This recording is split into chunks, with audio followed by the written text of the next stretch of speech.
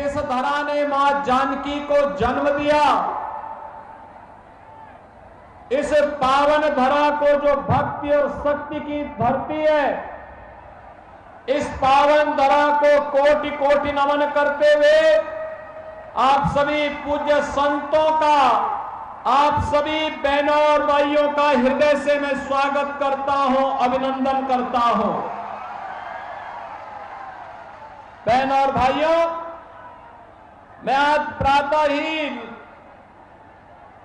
प्रभु श्री राम की पावन धरा, अयोध्या की पावन धरती से सीधे बिहार के अंदर आया हूं।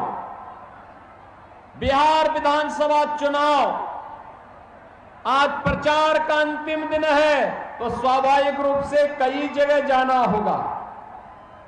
इससे पहले 2 जनसभाओं को संबोधित करके वे तीसरी में मैं आया हूं और अभी मुझे और जगह जाना है, इसलिए मैं आपके बीच में आया हूं। सुपौल के इस उत्साह को देख करके, यहां पर आपके उत्साह और आपके भारी जनसमूह को देख करके मैं विश्वास के साथ कह सकता हूं कि 14 नवंबर को जब बिहार विधानसभा के ईवीएम खुलेंगे तो फिर एक बार एनडीए सरकार की शंखनाद छातापुर के साथ साथ पूरे बिहार के अंदर होने जा रही है।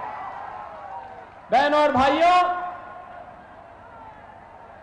बिहार जिसका अपना गौरवशाली इतिहास हो, आप याद करिए, महात्मा बुद्ध को ज्ञान प्रदान करने वाली धरा बिहार है। बिहार भारत का स्वर्ण युग लाने वाली धरा है। 24वें तीर्थंकर भगवान महावीर का जन्म इसी बिहार में हुआ था। देश के पहले राष्ट्रपति डॉक्टर राजेंद्र प्रसाद जी,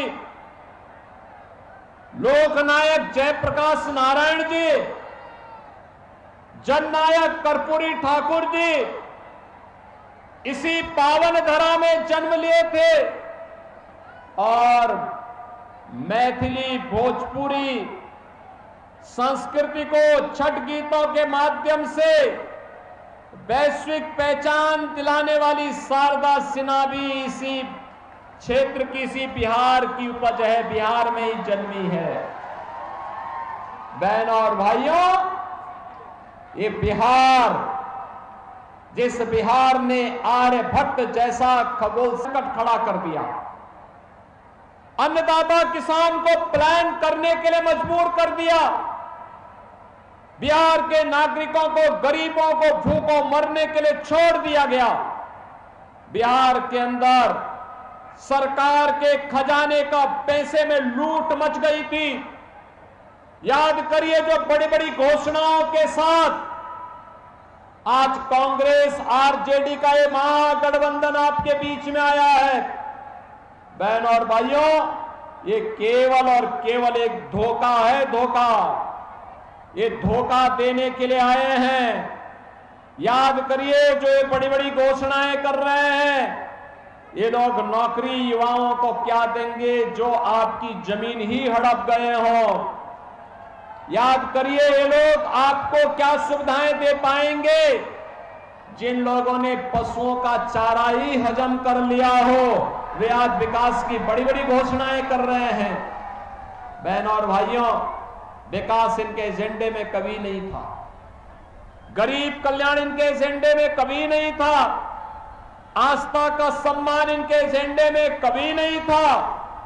याद करिए, बिहार के अंदर पिछले 20 वर्ष में सुशासन की जो सुदृढ़ नींव स्थापित हुई है, आज बिहार में क्या नहीं है।